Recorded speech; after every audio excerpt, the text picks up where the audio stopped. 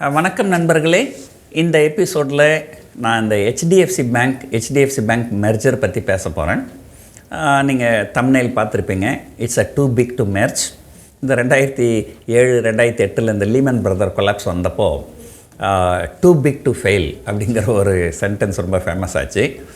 அதே போல் இந்த ஹெச்டிஎஃப்சி பேங்க் வந்து டூ பிக் டு மெர்ஜ் அப்படின்னு சொல்லலாம். எதனால் இந்த ஹெச்டிஎஃப்சி மெர்ஜர் வந்து மிகப்பெரிய பிரச்சனையில் வருது அப்படின்றத பற்றி தான் இப்போ பார்க்க போகிறோம். இந்த மெர்ஜர் நியூஸ் வந்தப்போ மார்க்கெட்டில் ரொம்ப என்ன சொல்கிறது, அதிகமான வாலட்டிலிட்டி, ஏற்ற இறக்கங்கள் இருந்தது. நீங்கள் போன வருஷம் இதை அனௌன்ஸ் பண்ணப்போ பார்த்தீங்கன்னா ஹெச்டிஎஃப்சி வந்து கிட்டத்தட்ட ஒரு 2600 ரூபாயிலேருந்து 3000 ரூபாய் வரைக்கும் போயிட்டு திரும்ப அங்கே 3000 ரூபாயிலேருந்து 2600 ரூபாய் வரைக்கும் வந்தது. ஏன்னு சொன்னால் அவங்க மெர்ஜர்னு அனௌன்ஸ் பண்ணும்போது அதில் இருக்கிற நல்ல விஷயங்கள்லாம் சொல்லிடுறாங்க. உடனே பங்குச்சந்தைகள் ஏறிடுது. அதுக்கப்புறம் தான் அதில் இருக்கிற நெகட்டிவ் விஷயங்கள்லாம் ஒன்றா தெரிய ஆரம்பிக்கும் போது அப்படியே மார்க்கெட் வந்து கிராஷ் ஆகுது.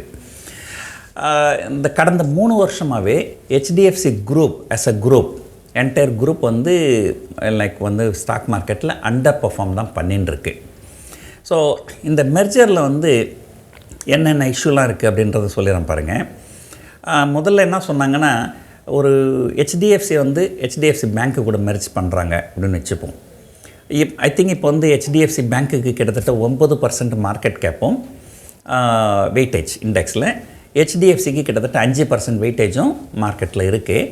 இப்படி இருக்கும்போது என்ன பண்ணுவாங்க, ஒரு மெர்ஜ் பண்ணுறதுன்னு முடிவு பண்ணிட்டாங்கன்னா ஹெச்டிஎஃப்சியினுடைய வெயிட்டேஜை வந்து 0 கொண்டு வந்துடுவாங்க.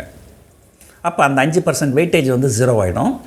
அந்த 5% வெயிட்டேஜை வந்து மற்ற 49 ஸ்டாக்குக்கு, ஏன்னா நிஃப்டி 50ல் 50 ஸ்டாக் இருக்குது, மற்ற 49 ஸ்டாக்குக்கு அதை ரீடிஸ்ட்ரிபியூட் பண்ணிவிடுவாங்க. மெர்ஜர்லாம் முடிஞ்சதுக்கப்புறம் ஹெச்டிஎஃப்சின்றது தனியாக ஒரு கம்பெனி இருக்காது. ஹெச்டிஎஃப்சி பேங்க் ஒரே என்டிட்டி தான் இருக்கும். ஹெச்டிஎஃப்சி மெர்ஜர்லாம் முடிஞ்சு போஸ்ட் மெர்ஜர் இது தனியாக லிஸ்ட் ஆகும்போது என்ன பண்ணுவாங்க, திரும்ப அந்த 5% வெயிட்டேஜ் அந்த 49 ஸ்டாக்லேருந்து எடுத்து திரும்ப இதுக்கு கொடுத்துருவாங்க. இப்போ என்ன ஆகும், சாதாரணமாக ஒரு 2 கம்பெனி மெர்ஜ் ஆகும்போது இதெல்லாம் வந்து ஒரு பெரிய விஷயமா இருக்காது. ஹெச்டிஎஃப்சி பேங்க் ரெண்டுமே வந்து மிகப்பெரிய கம்பெனிகள். இந்த டாப் 10 இண்டெக்ஸ் ஹெவி வெயிட்டில் வந்து இது ரெண்டுமே வருது. ஸோ அதனால தான் வந்து எல்லாம் ஒரு பெரிய பிரச்சனையாக இருக்குது. இது நிறைய பேர் என்ன பண்ணுவாங்க, இந்த இண்டெக்ஸ் ஃபண்டெலாம் வச்சுருப்பாங்க. இந்த இண்டெக்ஸ் ஃபண்டுனா அவங்க வந்து இந்த 50 ஸ்டாக்கையும் வாங்கி வச்சுருப்பாங்க. அப்போ ஹெச்டிஎஃப்சியினுடைய வெயிட்டேஜ் 0 கொண்டு வரும்போது அவங்க என்ன பண்ணணும், அவங்க ஹெச்டிஎஃப்சி ஷேர் எல்லாத்தையும் சேல் பண்ணணும். அதுக்கப்புறம் மீதி 49 ஸ்டாக்கையும் கொஞ்சம் கொஞ்சம் வாங்கணும். ஏன்னா அதுக்கெல்லாம் வெயிட்டேஜ் ஏறிடும். அதுக்கப்புறம் 1 மாதம் 2 மாதம் கழிச்சு திரும்ப ஹெச்டிஎஃப்சி பேங்க்குக்கு வெயிட்டேஜ் ஏறும்போது என்ன பண்ணணும், திரும்ப 49 ஸ்டாக்கையும் விற்றுட்டு ஹெச்டிஎஃப்சி பேங்க் வாங்கணும். ஸோ இதெல்லாம் வந்து ஒரு சின்ன கம்பெனியாக இருந்தால் ஓகே. பட் ஹெச்டிஎஃப்சின்றது வந்து ஒரு மிகப்பெரிய கம்பெனி. அதனுடைய மார்க்கெட் கேப்லாம் நிறைய இருக்கும். அவ்வளோலாம் செல்லிங் வந்து மார்க்கெட் தாங்காது. ஸோ இந்த மாதிரி பிரச்சனைகள்லாம் வந்து தான் வந்து பங்குச்சந்தைகள் வந்து இறங்க ஆரம்பிச்சிது. ஹெச்டிஎஃப்சி வந்து கிட்டத்தட்ட 3000 ரூபா போயிட்டு 2600 ரூபா வந்தது. அதுக்கப்புறம் இந்த பிரச்சனையுடைய மேக்னிடியூட் தாக்கம் அதிகமாக இருக்கும் அப்படின்னு கொஞ்சம் தெரிஞ்சதுக்கப்புறம் என்ன பண்ணுவாங்க, செபி அல்லது கவர்மெண்ட் எல்லாமே வந்து ரிசர்வ் பேங்க் எல்லாமே வந்து கொஞ்சம் கொஞ்சம் ரிலாக்ஸேஷன் கொடுக்க ஆரம்பிச்சிட்டாங்க. இப்போ இந்த ஹெச்டிஎஃப்சி மெர்ஜரும் போது இந்த ரூல் அப்ளை ஆகாது, ஹெச்டிஎஃப்சியோட வெயிட்டேஜ் 0 கொண்டு வர மாட்டோம் அப்படின்னு சொல்லிட்டாங்க. ஸோ இந்த மாதிரி வந்து நிறைய வந்து பிரச்சனைகள் வந்தது. ஸோ இப்போது அந்த பிரச்சனைலாம் தீர்ந்துட்டு இப்போ என்ன ஒரு புதிய பிரச்சனை என்னன்னாக்கா, எந்த மியூச்சுவல் ஃபண்டுமே வந்து அவங்க வச்சுருக்கிற பணத்தில் மோர் தென் 10% ஒரு குறிப்பிட்ட கம்பெனியில் முதலீடு பண்ணக்கூடாது.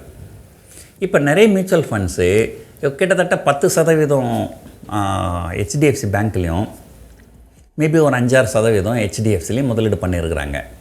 அது மெர்ஜ் ஆகும்போது இவங்களுடைய டோட்டல் இன்வெஸ்ட்மெண்ட்டில் கிட்டத்தட்ட 15% அந்த ஒரு ஷேரில் இருக்கும். அதை வந்து அவங்க 10% கீழே கொண்டு வரணும். ஸோ நான் கடைசியாக செக் பண்ணப்போ கிட்டத்தட்ட ஒரு 40-45 மியூச்சுவல் ஃபண்ட்ஸில் இந்த பிரச்சனை இருக்குது. அதிகபட்சமாக வந்து கிட்டத்தட்ட 15% வச்சுருக்கிறாங்க ஒரு மியூச்சுவல் ஃபண்டு. 15%க்கு மேலே இல்லை, 14.92. ஸோ நிறைய மியூச்சுவல் ஃபண்ட்ஸ் வந்து 10%க்கு மேலே வச்சுருக்கிறாங்க. அவங்க அதெல்லாம் வந்து அவங்க விற்றாகணும். அவங்களுக்கு விற்கிறதுக்கு 1 மந்த் டைம் கொடுத்துருக்குறாங்க.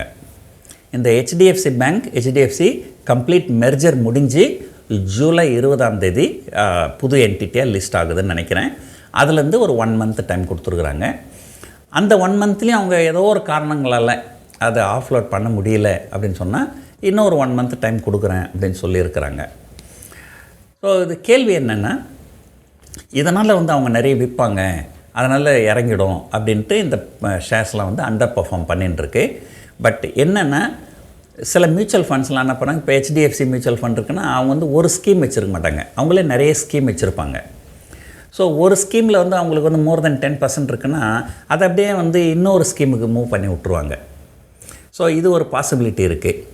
அது இல்லைன்னு சொன்னால் கூட கிட்டத்தட்ட இந்த எக்ஸஸ் அமௌண்ட்டு பார்த்திங்கன்னா கிட்டத்தட்ட ஒரு 8000 கோடி ரூபாய் மதிப்புள்ள பங்குகள் தான் வந்து எக்ஸஸாக இருக்குது 10%க்கு மேலே. ஸோ அப்படியே அவங்க வந்து மொத்தமே விற்கணும்னு சொன்னால் கூட கிட்டத்தட்ட ஒரு 8000 கோடி ரூபாய்க்கு மதிப்புள்ள ஷேர்ஸ் ஹெச்டிஎஃப்சி பேங்க்கை தான் அவங்க விற்கணும். ஹெச்டிஎஃப்சி பேங்க் மாதிரி மிகப்பெரிய நிறுவனங்களுக்கு வந்து ஒரு 8000 கோடி அப்படிங்கிறது ஒரு பெரிய விஷயம் இல்லை அப்படின்றது தான் என்னுடைய கருத்து. ஏன்னா அவங்களுடைய தினசரியாக சராசரியாக பார்த்திங்கன்னா டெலிவரி வால்யூமே கிட்டத்தட்ட ஒரு 1000 கோடி ரூபாய்க்கு மேலே இருக்குது. அது ஒரு 8 நாளுடைய செல் தான் அது. ஸோ பங்குச்சந்தைகள் எப்பவுமே வந்து ஒரு கெட்ட நியூஸ் வரும்போது அதுக்கு அதிகமாக ரியாக்ட் பண்ணும், ஒரு நல்ல நியூஸ் வரும்போதும் அதுக்கும் அதிகமாக ரியாக்ட் பண்ணும். ஸோ அதனால தான் பங்குச்சந்தைகள் வந்து ஒரு ஏற்ற இறக்கம்ன்றது கொஞ்சம் அதிகமாகவே இருக்கும்.